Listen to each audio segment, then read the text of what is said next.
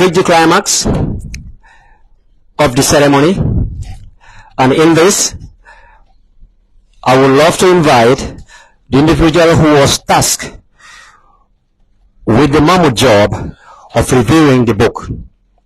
I said it earlier, he's a grandfather, and he's a father to some of us. You don't go to when he was at the Ministry of Basic and Secondary Education, Special Education Directorate Region 1, you don't visit there and speak to him without laughing, because he's such a humorous individual. He's no other person than Mr. Michael Hamadi Secka, a prominent Gambian writer, who I believe is part of the individual who has inspired Raki to get into this task. He formerly worked with the Ministry of Basic and Secondary Education. He has been a teacher and principal of various schools in the country. Michael has written more than 10 books and read both nationally and internationally. He is a researcher and thus supervises students writing both their master's and PhD thesis. He attended Amitek Senior Secondary School, the Gambia College, and the University of the Gambia to pursue a certificate in management specifically designed for headmasters. Michael has worked with the Gambia College, GTTI, and QIT as an English language lecturer on part-time basis.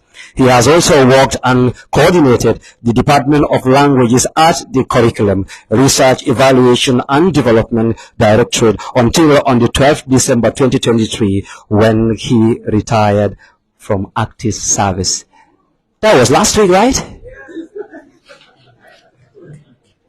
Well, before you come here, Michael, as your host today, I will tell you this nation would never forget you. I didn't know you in person when I was going to the college, but because Mr. Jaju and others introduced your book to us, I fell in love with one of the books called The Sock. Very interesting. But we are very much pleased that you have inspired a generation, that Raki is part of those individuals who has taken the mantle of leadership and who has also taken the baton from you to continue the good job that you have started. We can't be more elated, and we are very much proud of you. On that note, I single-handedly and honorarily welcome you to the stage. Thank you.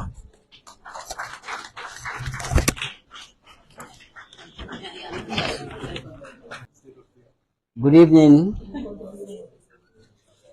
Deputy Speaker of the National Assembly, Mr. C.D.K. Njai, and my own sister, Director Tida Jata, Mr. Jaju, a brother and a friend, my other friend Richel, and of course my colleague Ramatulai Odman.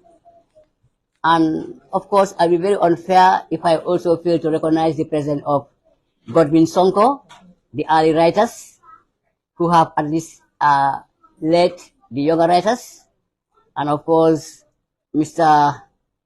Sow, who definitely adequately represent teachers in all forums, and definitely he's somebody who respects teachers, and of course, my brother, whom we were together in Jayambure. But here, I respect the protocol. I will not let the cat out of the bag. And then I will also want to recognize and uphold Mrs. Jallo, Raki's mother. I think today, all the attributes Raki has is from her. Somebody who stooped down and gave back to Raki definitely deserves all the accolades made mention to Raki. So today, Raki's father in the graveyard will be very happy. He will say the mother did not betray him, but took responsibility of the children until Raki is able to produce such. But I don't know where to start. But I may be consoled by Cecil Prince the poet, who said, "So be it, creator of mine, whose skillful hands and thoughts divine did mold me into a frame without a blame, and give me this fleeting flame. In this span of strife and hatred, buttressed by irony and faith, grant me to live mankind and all unthoughtful pages within. May I learn to serve the poor. May I live to serve the weak and the meek, so that when death wins, I shall not miss the eternal pathway to bliss."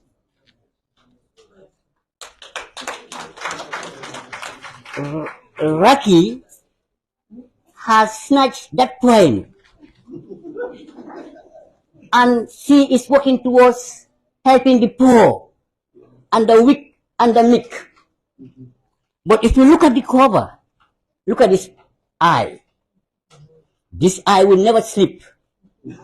This eye will never blink. This eye will never wink. If you have read Macbeth, when Macbeth murdered Duncan, in his long soliloquy, he said, sleep shall no more, for the king of Kodo has murdered sleep.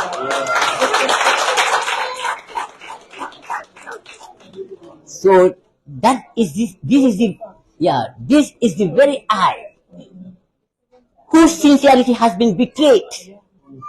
It no longer knows joy. It can no longer sleep with all its struggle, with all its hardship. If you look at this eye too, this is the eye that Nelson Mandela spoke of in Long Walk to Freedom, when he said, be resonant with death. If the results of death are sweeter than life, be resonant with death. Why should we live when it's better to die? That was the last time he was caught. And he said he's not going to put on socks, because socks are for boys and Africans are not boys. So when Colonel came and found his food on the table, he said, this man is after something. We must do something about it. So they said, now you are not going to put on shorts, you are going to put on long trousers, but we are going to take you to confinement. And that was the worst frustration he ever had. That was the time he started a conversation with a cockroach. He had no one to speak to. And he told them, well, I prefer to die. If you look at the title of the book, because I am a woman, Raki is very careful. If she had put that just because I am a woman, she would have belittled the woman. Yeah. Yes, she would have reduced the woman to nothing but mere objects. That's why Raki deliberately did not put that just because I am a woman. Now, because I am a woman too, reminds me about George Orwell. George Orwell says, literary expression, whether spoken or written, performs three functions. And what are they? They preserve thought, they conceive thought, and they prevent thought. What do you make of this heading? Because I am a woman. What do you make of it? Here, you may be, your sense of thought may be detached from you. You may not think. You may end it because I am a woman. Yes, what next? I am maltreated. I am abused. I am denied of all that I should do. For this book, A Bright Light Switch Off, I advise Raki to do what Semen Usman did. Remember the stories that these books are meant for. They are in what we call linguistic exile. That was demonstrated in Things Fall Apart. When the district commissioner came and saw the dangling body of Okonko, he asked them, why are you not cutting the rope now and bury this man? Oblieke asked him, keep quiet. You have sent the greatest man of Ethiopia to commit suicide. And now you are not going to bury him. We are going to throw him in the bush. And we are going to use uncircumcised boys to drag him. Because he's an abomination in this soil. You know what Kino Achebe did? He put these words in the mouth of the district commissioner. And he said, I'm going to write another book entitled The Pacification of the People of the Lower Niger. And that is no longer at ease. That shows that literature is not complete. When I saw these two books, I thought that Raki was going to complete Salimata. It's an other thrilling book that Raki wrote. It's an other book that replicates Raki's pride, that replicates Raki's eagerness to liberate the entire woman. But I saw new stories. Raki has switched over. She has switched over.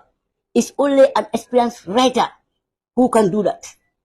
It's only those gifted, those blessed with skills who can do that. But what I implore upon Raki is, as I told you earlier on, those in linguistic exile, how can you get them? This book, try to shoot it into a film. When Sheikh Usman wrote Hala, God beasts of wood, Nyangan, and named them, but he was not getting the people the books were meant for. He resorted to what we call cinematology. That's why he started to perform cinema. And of course, the medium of expression was in the local language. We the elites, a woman like Tida is powerful, is a powerful woman. Alright? So as Paul says, who knows more oppression than the oppressed? Who knows more suffering than the sufferer? So in the pedagogy of the process, pedagogy in the process, and let us listen to Guinea-Bissau, the Brazilian author has explained how those who are oppressed, how do they feel. So those women, Raki, you try to get to, I would prefer you to try to get to them by shooting one of your books into cinemas. Here, I don't want to preempt you, but that means then I'm letting the cat out of the bag. I want you to buy these books. There is a lot of wisdom hidden in these books. Look at this chapter. From tragedy to triumph, Rita's journey of resilience and hope. These are the women of the sub-Saharan. Women have always been powerful. You look at the Amazon of Dahomey. They were soldiers who fought. You look at the women who trek long distances. Women who fetch water. Women who do all and yet are suppressed. And they never give up. So this chapter, if you read it, you will see how Raki, very young, skillfully articulated, demonstrated and remonstrated the sufferings of the women that men, you know, would never be forgiven. Look at to Angela and the cheating husband. You see, sometimes, ladies and gentlemen, the game that Andrew and I play when we were very young, even though we have done bad games, when we come, we just perform ablution and pray. Well, our wives will say, well, somebody who is sin would not pray. We try to camouflage the situation. So you can see now, Angela, now married is an oath taken by the husband and the wife. So sometimes, how does the man feel when the woman cheats on him? So obviously, my sister, don't be surprised. Yeah, okay, but but I know men will forgive me anyway. So, all right. So you can also see a young girl, being raped. Virginity that we all respect. Her virginity ceases. And the moment somebody's virginity is ceased, how does the woman feel? She feels very low. She feels very tormented. And it's something that she will never forgive men. Ladies and gentlemen, I appeal to you to buy a copy, as Tida said. And please, those of our parents who cannot read, buy a book and read it for them. Interpret it for them. Then you have done what Raki has intended to do. Raki is very passionate. Just as the Prophet has given an avowal to suffer the bitterness of death on behalf of men, Raki today has taken all the suffering that women are due to. She has taken the responsibility to liberate the women. So support her, patronize her, and buy books. Buy as much as possible. Buy and give it to the National Library, the local libraries. And I think the Ministry of Basic and Secondary Education should be serious with these books.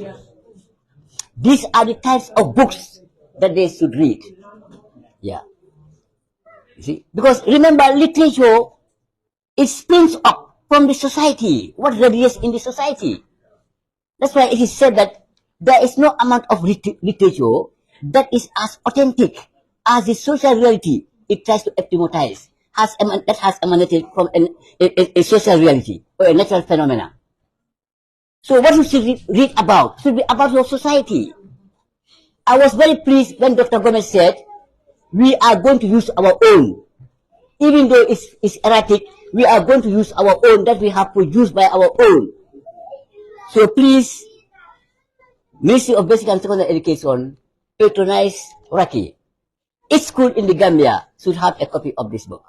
Ladies and gentlemen, there are many speakers, and we don't have much time. I thank you very much.